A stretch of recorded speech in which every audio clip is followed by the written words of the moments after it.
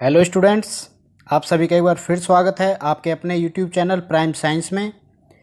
Students, आज इस video में हम साइंस की वर्कशीट 34 जो कि चैप्टर 8 गति से रिलेटेड है को समझेंगे। स्टूडेंट्स, आज का हमारा मेन टॉपिक है गति के समीकरण।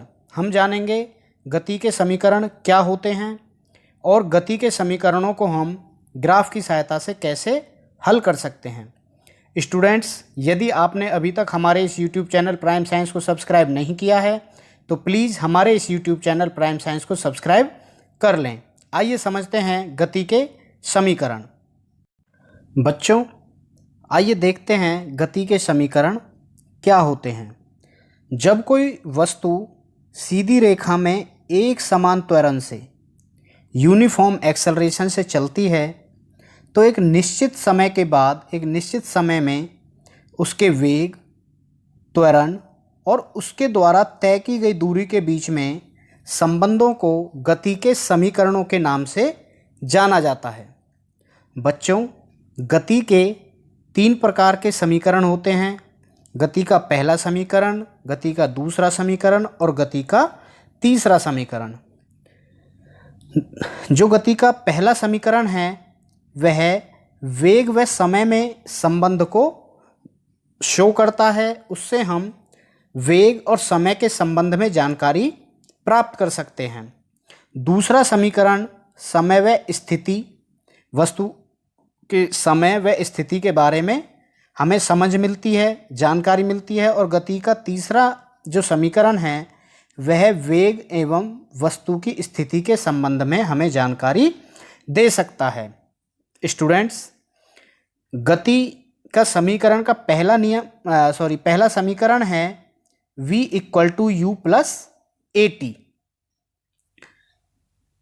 यहाँ पर v वस्तु का अंतिम वेग, u वस्तु का प्रारंभिक वेग, a एक समान त्वरण एक्सेलरेशन को कहते हैं और t यहाँ पर समय को दर्शाता है। ऐसे ही यदि हम गति के दूसरे समीकरण की बात करें तो गति का दूसरा समीकरण होता है s = ut + ½ at का स्क्वायर। यहाँ पर s वस्तु के द्वारा तय की गई दूरी को दर्शाता है, u जैसा हमने पहले देखा प्रारंभिक वेग, v वस्तु का अंतिम वेग, a एक्सेलरेशन मतलब त्वरण और t समय को शो करता है। स्टूडेंट्स, यदि हम तीसरे समीकरण की बात करें तो गति का तीसरा समीकरण होता है v² = u² + 2as। इसमें भी v वस्तु का अंतिम वेग, u वस्तु का प्रारंभिक वेग, a वस्तु का त्वरण, s उसके द्वारा वस्तु के द्वारा तय की गई दूरी को डिनोट करता है। बच्चों, हमें गति के समीकरणों को समझना इसलिए आवश्यक है क्योंकि हम हमारे जीवन में जो भी गति की वस्तुएं देखते हैं हम उनका वेग, समय, दूरी, एक्सेलरेशन आदि को इन समीकरणों की सहायता से आसानी से हल कर सकते हैं। आसानी से उनकी वैल्यूज़ को हम निकाल सकते हैं। आइए आज समझते हैं इस वीडियो में गति का पहला समीकरण v = u + at। बच्चों, हम किसी भी गतिमान वस्तु की वेग एवं समय के ग्राफ से गति के पहले समीकरण को प्राप्त कर सकते हैं। स्टूडेंट्स, इसे ध्यान से समझना है और क्योंकि यह एक आपके एग्ज़ाम में इम्पोर्टेंट क्वेश्चन भी बनता है और आपके पहले समीकरण की सहायता से ही दूसरा व तीसरा समीकरण हल किया जाता है।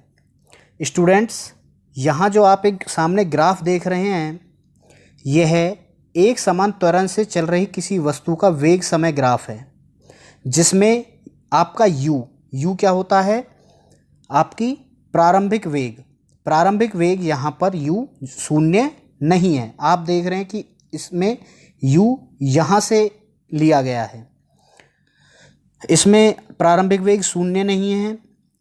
टी समय में बढ़कर v हो जाता है जब वस्तु समान एक्सेलरेशन से या समान वेग से गति कर रही है, तो यह u से बढ़कर v हो जाता है, अंतिम वेग तक पहुंचती है। अब इसको देखिए कैसे बनाएंगे।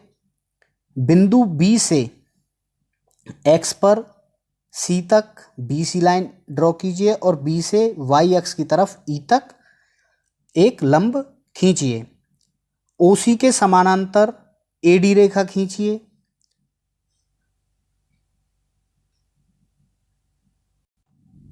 ये आपका यहाँ से OC है, इसके समानांतर यहाँ से यहाँ तक AD हमने एक लाइन ड्रॉ करेंगे।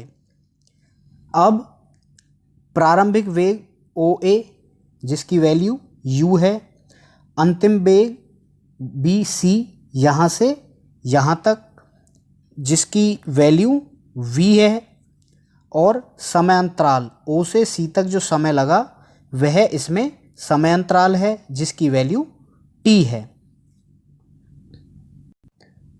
बच्चों यहाँ देखिए, जो BD है यहाँ से लेकर यहाँ तक, हम BD को BC मतलब यहाँ से यहाँ तक BC माइनस डी सी लिख सकते हैं, और जो DC है वह इक्वल है OA के। तो हमने यहाँ BC equal to BD plus OA लिखा। BC equal to BD plus OA, जिसमें BC की वैल्यू जो फाइनल वेलोसिटी है उसकी वैल्यू क्या है v।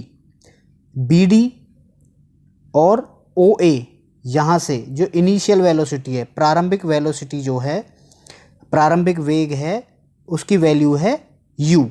तो यहाँ से हम BD को एक साइड रखें तो u को दूसरी साइड ले जाने पर BD equal to v minus u, ये हमें पहला समीकरण यहाँ से प्राप्त हुआ। अब हम जानते हैं a इक्वल टू होता है, मतलब जो त्वरण होता है वस्तु का, वह है वेग में परिवर्तन अपॉन लिया गया समय।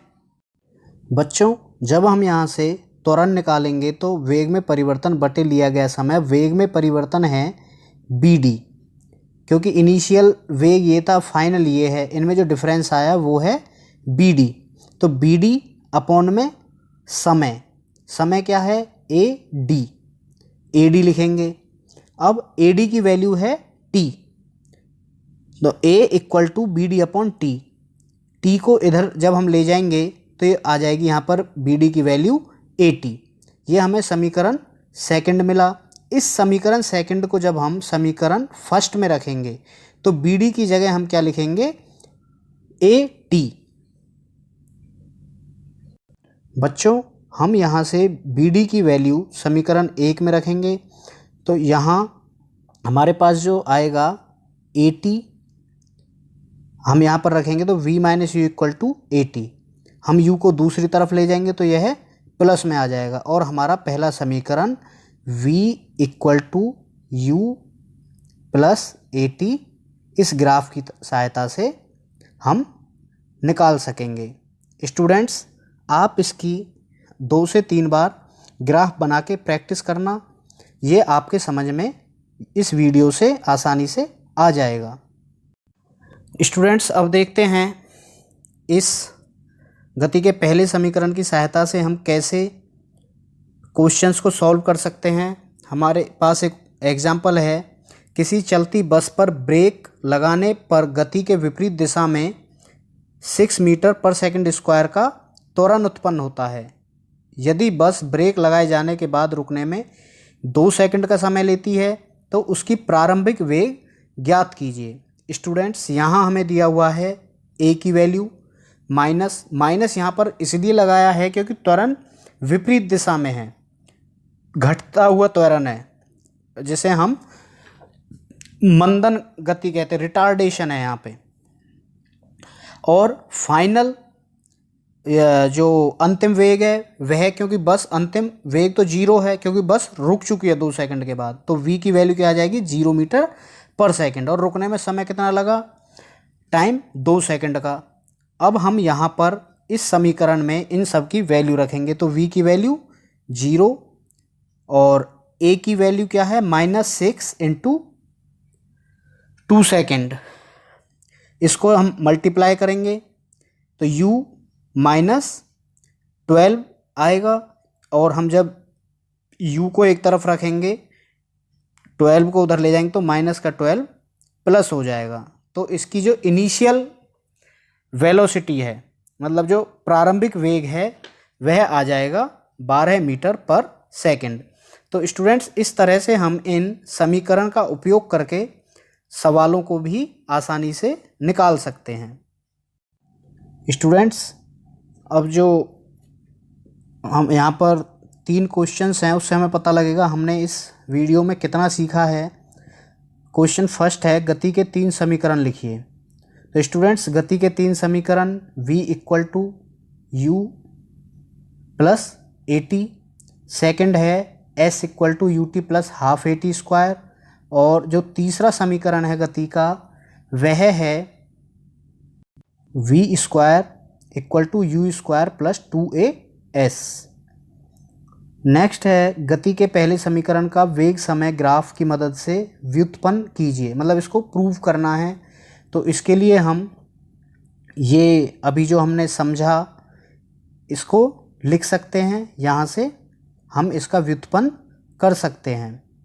स्टूडेंट्स, लास्ट क्वेश्चन है, गति के समीकरणों में v होता है आपका अंतिम वेग, u प्रारंभिक वेग, s दूरी, t समय और a त्वरण को दर्शाता है।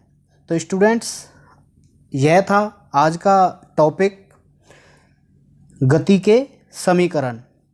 स्टूडेंट्स, यदि इस वीडियो से आपने गति के समीकरणों को सीखा है तो हमारे इस वीडियो को लाइक करें, अपने क्लासमेट्स के साथ शेयर करें और हमारे इस यूट्यूब चैनल प्राइम साइंस को सब्सक्राइब करें। Thank you.